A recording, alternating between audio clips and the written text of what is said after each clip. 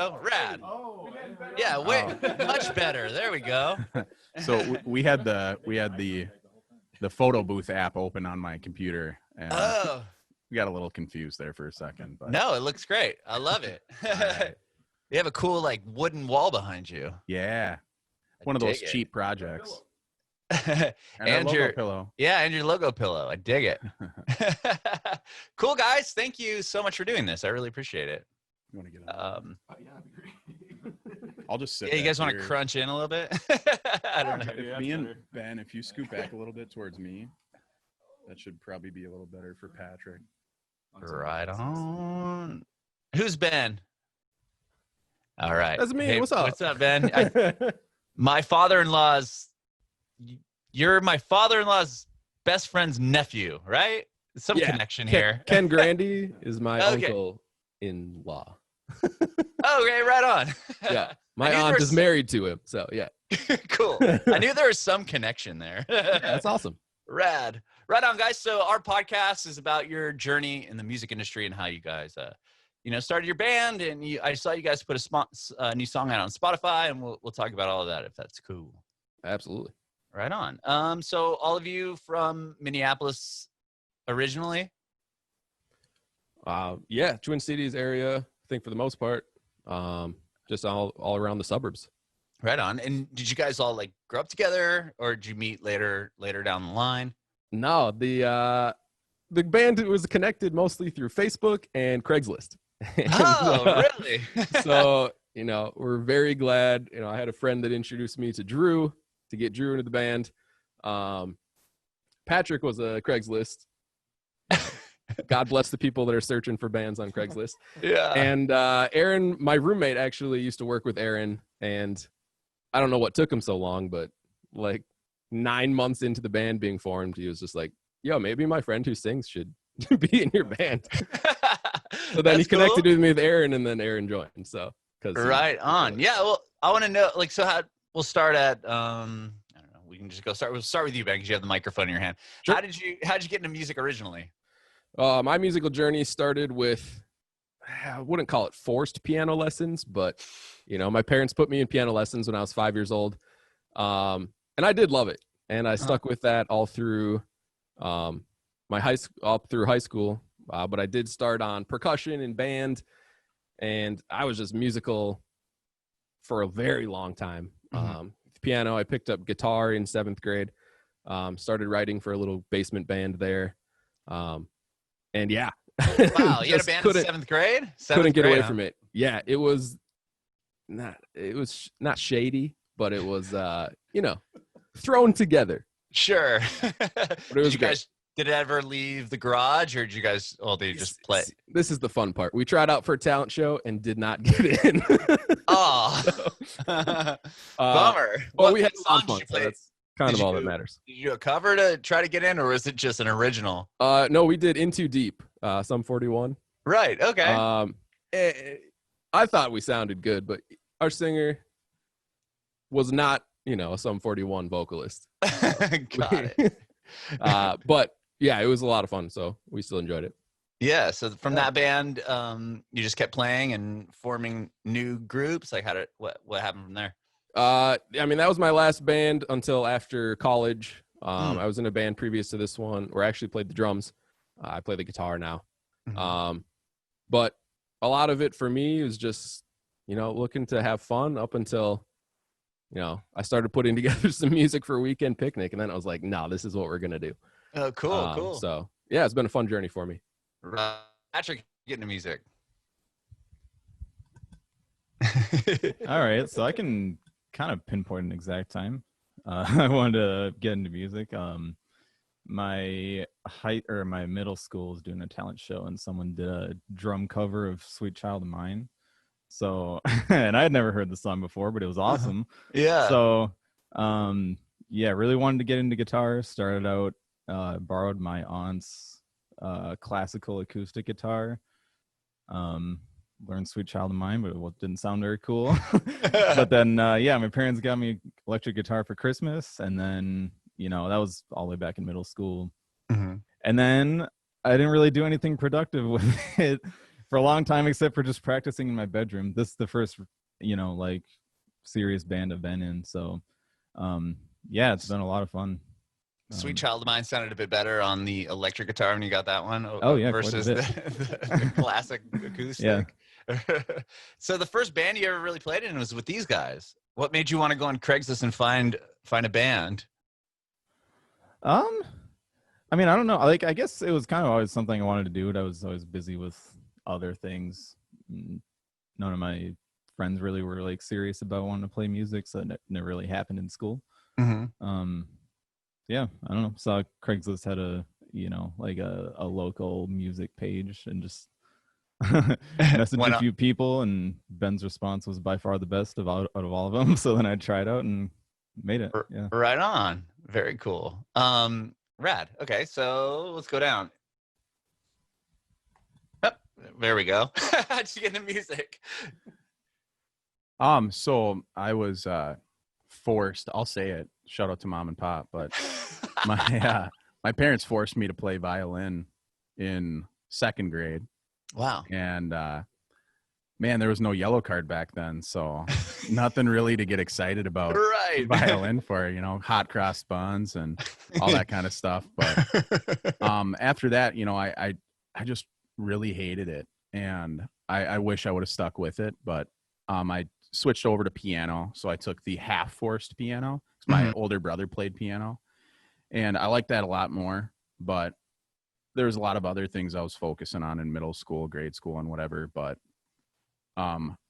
when I got into high school, I joined the choir, and they made me a section leader of the baritone section. And I joined some musicals in high school, and really fell in love with singing instead of playing the instruments. I was really, really trash at piano.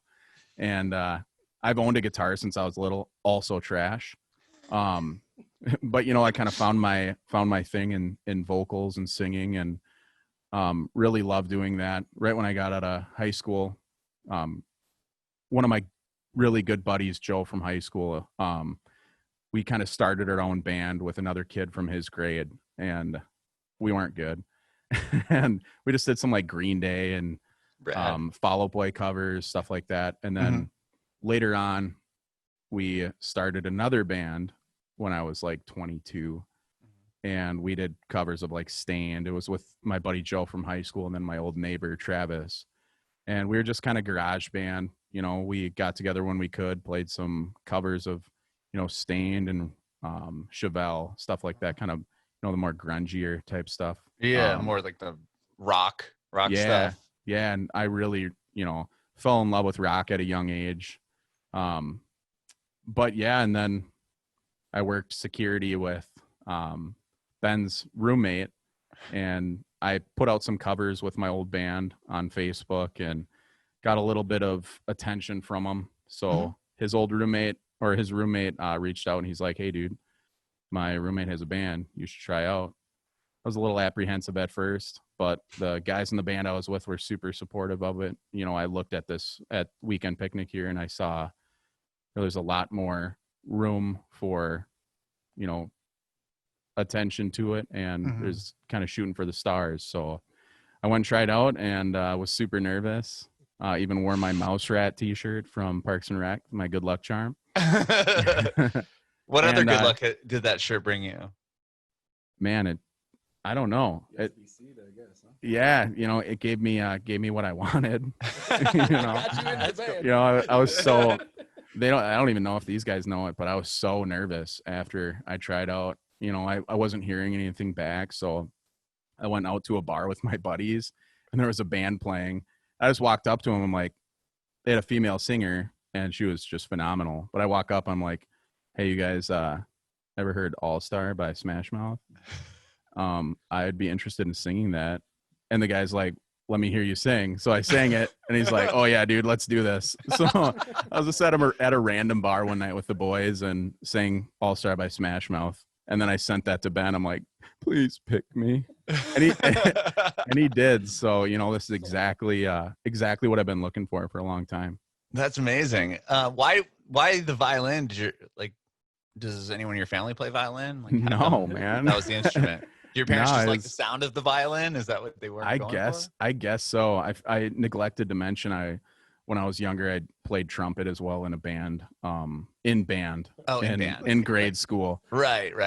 Because Goldfinger was the thing for me when I was little. They're still the Superman. Thing, John Feldman is the man. Oh, dude, look up to them, man. They're just phenomenal. So you picked up the trumpet to learn some Goldfinger, or Superman. Superman, man. I was Tony Hawk 1. So oh yeah. I don't know. I was in like 4th grade or something when I was playing that religiously. And that's like the first thing I did was learn Superman by Goldfinger. I had no idea how to play trumpet, but that was had my eyes set on that from the start after seeing that instrument. So that's amazing. That's amazing. So Drew, how did you get into music? I always knew music was something I was going to do the rest of my life. I was kind of lucky in that regard, I guess. I'm actually a band director, a K-12 band director up in the small town of Cromwell, which is like 2 hours north of here. Wow. So yeah, cool. My grandpa was very musical. Always had me with him at the piano, just kind of playing through stuff or just having me sit and watch and observe. And, he'd take my hands and move them around and kind of got me started with that. So I started with piano too, and played till I was about like 9 or 10 and then quit. Because of course you don't like to practice, but sure. Yeah, I went to school at the University of Minnesota for music education. So that's where I became a band director. I did the whole marching band thing there. And my first band, I guess, my first group was actually made up of a few marching band guys. So that was fun to kind of just get a little bit of recognition and to play some things. And, they weren't too serious about taking things very far, but it was an awesome experience. And that's how I met the friend who introduced me to Ben. Wow. So I did the same. I'm sorry, go ahead. So I was gonna say, so in college, you said you're a band. You were in the marching band, or you went to school for? I went to school for music education. But yeah, I did a marching band for 4 years there. Oh, okay. And you play drums in the marching band? Yeah, snare drum. Or snare. Cool. Very cool. So I've just always been really immersed in music, and it's kind of where I found my thing and like where I felt most comfortable and what I knew I could contribute. So very involved in ensembles and jazz band and percussion ensemble and all those nerdy things as I went through school. But I never got the band experience in high school. I had a bunch of friends who always had these garage bands, and I was always super jealous. And it's nice to be in a project like this that's actually serious and is going somewhere. And, totally. Yeah, so it's kind of a little bit of a revenge, like look what I'm doing now. Yeah. But no, it's very validating. It's fun and I love it, and it's the timing's wonderful. So now you currently still are you're like the band guy for a school now. Yeah, band it's a teacher? very very small school. But yeah, I'm like K-12 music and band, so I do like elementary music as well. And then instrumental. Wow. So do you know how to play like all of the generic instruments that you would have the pleasure of choosing from when you're in like 5th grade? Play is a very loose term. To 5th graders and 6th graders, I could sound okay. Okay. I'm better on some than others, but yeah, I have a general understanding of all the instruments. So yeah. And do you have to teach like? I know I did band in 5th grade and I didn't get past that. But like you'd go, I played clarinet because the only reason why I chose it is because I had a friend that was in 5th grade and I was in 4th grade at the time, and he had to choose what instrument you want to play in 5th grade. And I remember he'd put his mouth over the whole mouthpiece and it would make this like obnoxious sound, like, oh, that hurts my heart, man. That's horrible. So then that was the reason why I wanted to play. And I thought the reed was kind of cool. No, it's definitely different, but it's always hard because they don't know. So they pick instruments just because their friends doing it or are doing it. Sure. So it's always hard to be like, you're really suited for this or not. But, if that's going to make you motivated, then okay, Right. But so do you have to sit down with like the clarinet players and then teach them the trumpets and then all kind of come together? Is that how you do absolutely. it? Especially at the beginning, we started in 5th grade as well. So they go through that same selection process. But when they're that new, we just have like group lessons with similar instruments. But then we also incorporate full group rehearsals as well. So getting the kids comfortable with their instruments and each other, and then bringing them together and making music. That's awesome. That's really awesome. Yeah, I enjoyed it a lot. Cool. And now you're playing with these guys. So Ben, did you start was this kind of your beginning? You started the band, so to speak. Yeah, I think that's probably an accurate explanation of that. Yep. Okay. So tell me how the band formed. I want to hear the whole story. Sure. So we'll go back about a year before the band formed. Cool. I was working as an audiovisual technician, more or less a director at a hotel property, running meetings and like large events. Mm-hmm. And I had an opportunity at one point to travel abroad. So I actually ended up quitting that job, traveling abroad, and then getting back from that traveling, I decided I just wanted to kind of focus on the music. Where'd you go? If you don't mind me asking. No problem. I went to India and then Japan. Wow. So I was gone for a little over a month in both those locations.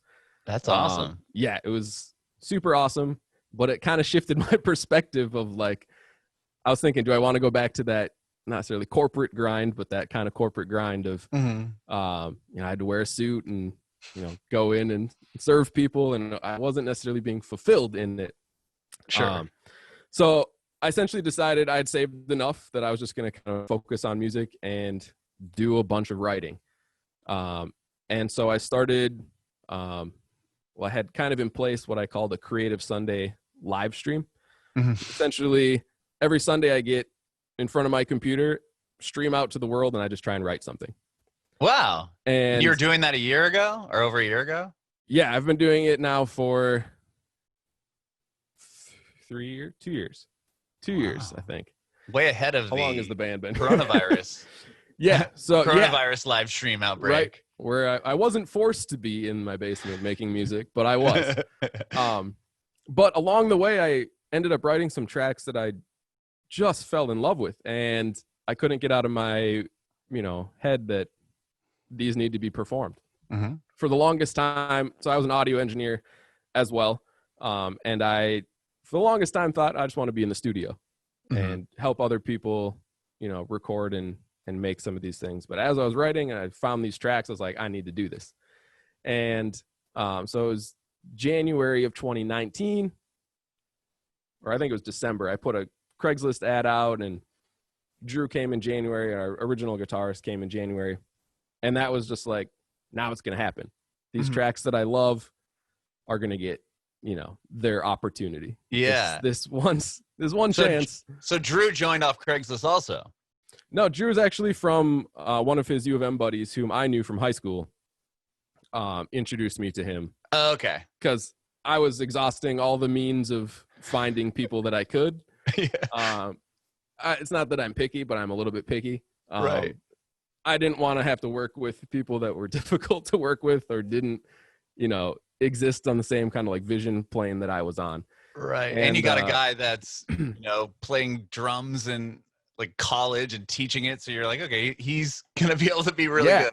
Yep. I looked up his band, and heard some things that I liked. And it was just like, yeah, this guy can cut it. And we had him out to audition, and we pretty much knew right away too. He was like, yeah, he's in.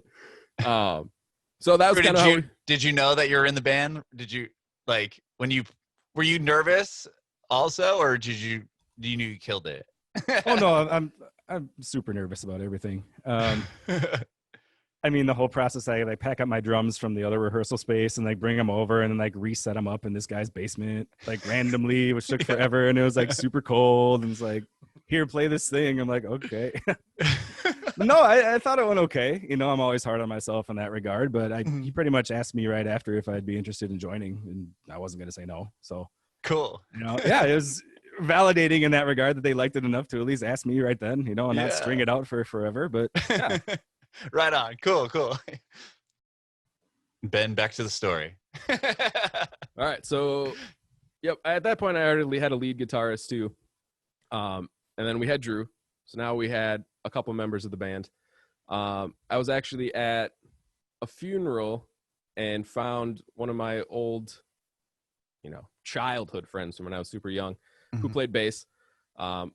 I originally asked him to join the band, and he kind of did. He filled in on our bass player. So then we were searching for, we had just about everything. We had bass, 2 guitars, and drums. And then Were we're you like, singing at the time or no? No. It was all instrumental. correct. Okay. And I had done a lot of work with writing melodies and stuff, but we had no one to sing, and I wasn't about to try. No one else in the band. I had posed the question. Anybody else want to sing?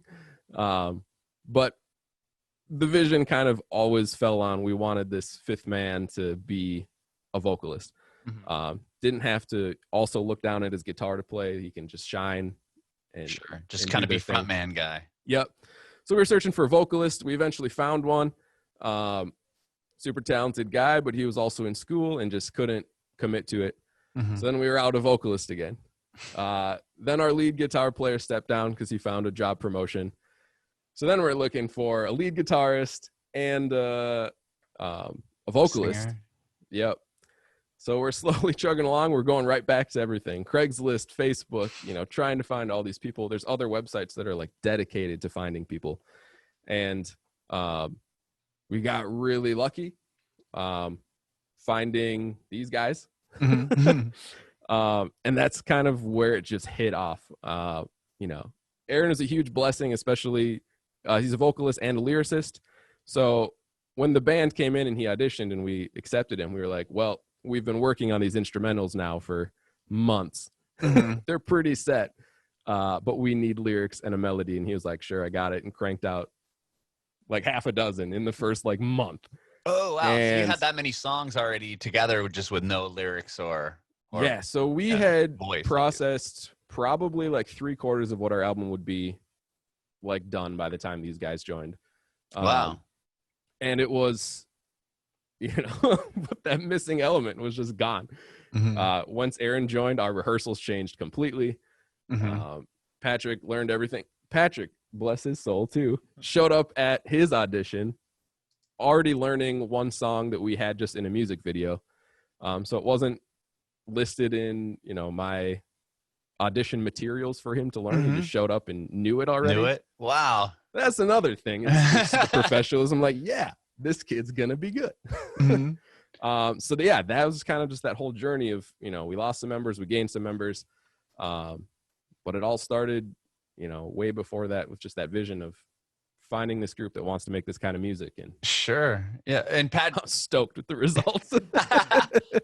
Patrick, did you join and they had Ehren? Were you already in the band, or did you join and continue writing just the music portion? So Ehren, I think, got the offer to be in the band like a week or so before I auditioned. So he was in slightly before I was.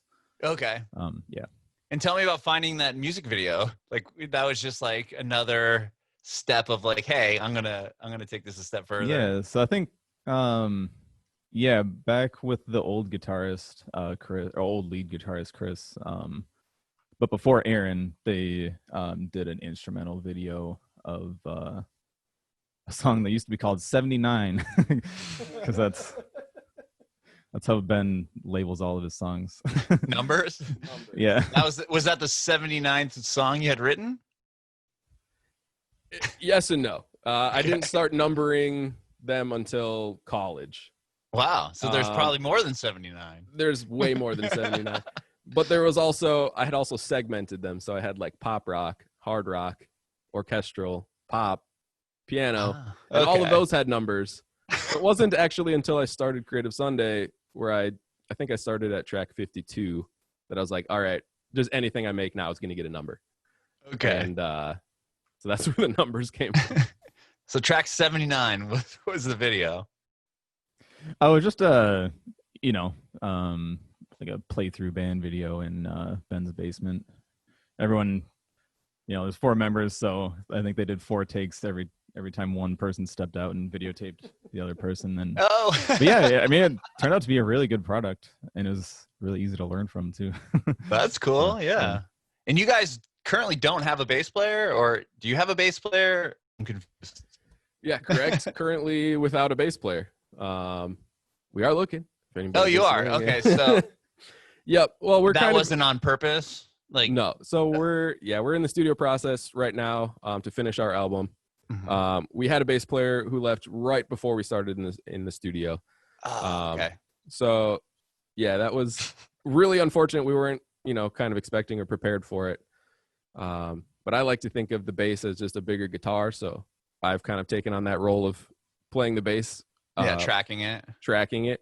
But yeah, I mean, once we get through this studio phase and once we start expecting to do shows again, we're definitely looking to fill that role. So, but yeah, currently without a bass player at the moment. Oh, right on, right on.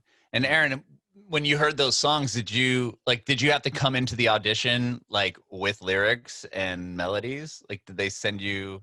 Did Ben send you like the demos of just music with no vocals?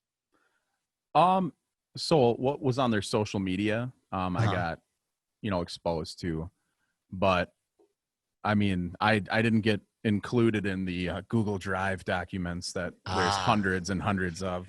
But when I auditioned, he gave me a couple songs he wanted me to sing, and with went lyrics, in and sang those.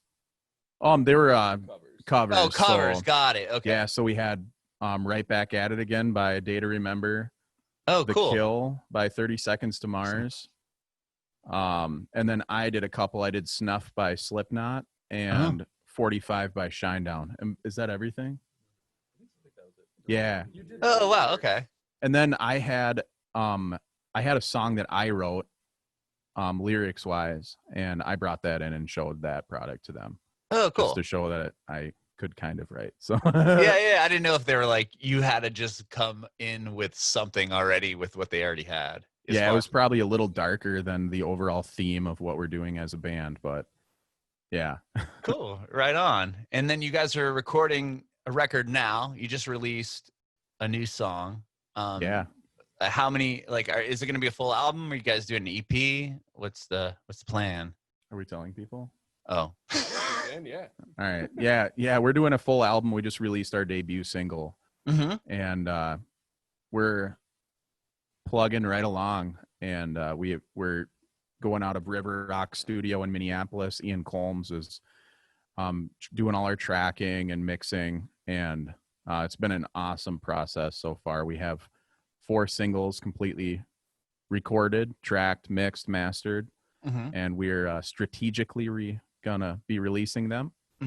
And yeah, we're really proud of our first product, and we've gotten really good feedback on it. Really excited for what the future holds on that. Very excited for the album in particular. All right. Yeah, I dig the song, The Suffer the Silence. I was listening to it earlier. Yeah, it definitely has. It reminds me of like something you could just hear on like rock radio. Like you're just punching through, and it just makes sense, and it sounds really good. I dig it a lot. Thanks, man. Yeah, that's exactly what we wanted to hear. So yeah, that's what we're looking for. Why did you guys decide on that song as the first release? You said you had about 4 tracks done. When we so when we were we had like 12 songs that were like done demo form, like polished, and that, me personally, that was my favorite. Okay. And it's one of those things where I'm just so excited about this that I change my favorite every time we finish tracking on one of them. Sure. Literally every time. Yeah. But just the overall theme of it, I really liked. I like, it had a little bit of darkness with a tinge of, some light at the end of the tunnel. I really got to let loose a little bit on the lyrics on it, make it something exactly what I wanted. And I just overall liked the melody a lot. And at first I was a little iffy on the melody. I'm a bass, baritone. My baritone notes are about as high as I could go. But man, these guys just, I don't know what they did to me. Maybe made me wear tighter pants or something, but no, they wouldn't take no for an answer. And these, did what I had to do to become a tenor. Oh my gosh. Never thought at almost 30 I'd become a tenor, but it's been an awesome process. This melody, from the very start got stuck in my head, and I just, absolutely love this song. And it's something I think that really encapsulates what we're trying to do as a band, and it's a good first impression, I think, of what people can expect from us. So I think we can all agree that what I just said, that it's one of those songs that shows, puts some of our cards on the table, not all of them, but it shows people what we're about. Yeah, pretty good representation of what the record will eventually be when you and it. Our record, it's going to be pretty wide in sounds. Okay. No two of our songs, which I'm really proud of this band, to be a part of this band because of that. In particular, no two of our songs sound the same. That's cool. And we kind of breach different genres within the rock, main genre. Mhm. And I've always really, really liked that. And yeah, I mean, I don't know if anyone else has anything else to say about it, but probably. I'll say a little bit just for Suffer the Silence being our debut single. Mhm. There was probably a time when we were torn between that one, which we loved, and not Ehren, Aaron's not. and what's going to be our second single coming out. I don't know if we name it yet or not, but yes, coming out soon. The second song was actually what I used as advertising or kind of bait for trying to find the band. I think Sure. it was one of the songs that I put at the forefront at the top of the list. When I sent files out, I was like, this is kind of like what you're getting into. Mhm.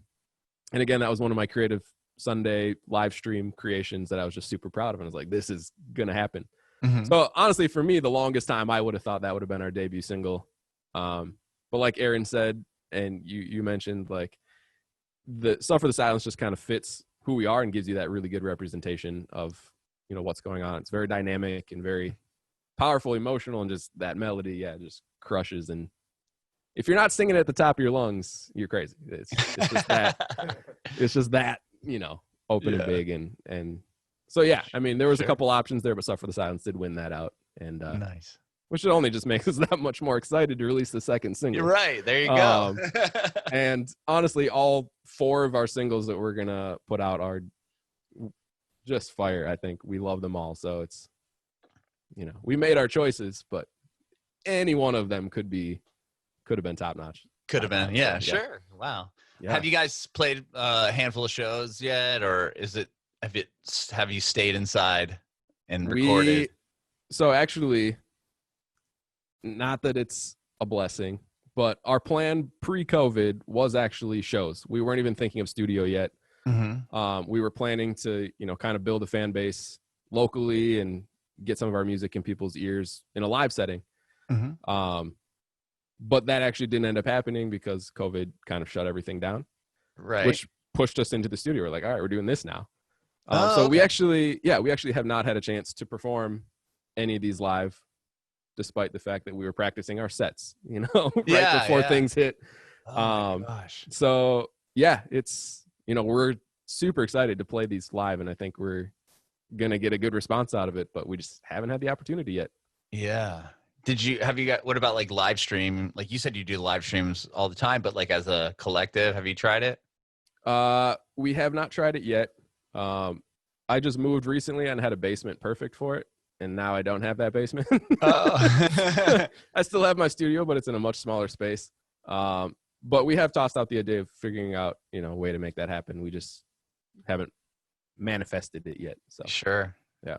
Wow. And so once this all lifts, then you actually get a chance to play the record out and get in Hype City. Yeah, in front of people. And what about like sign? Like, do you guys want to like shop it around to record labels or? I mean, ideally, I think, we want to take this as far as it will go. Mm-hmm.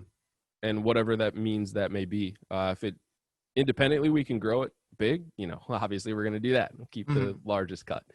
But realistically, I think if we get an opportunity and a good enough deals somewhere that can help us and take us where we want to go, we're open to pursuing those avenues. So.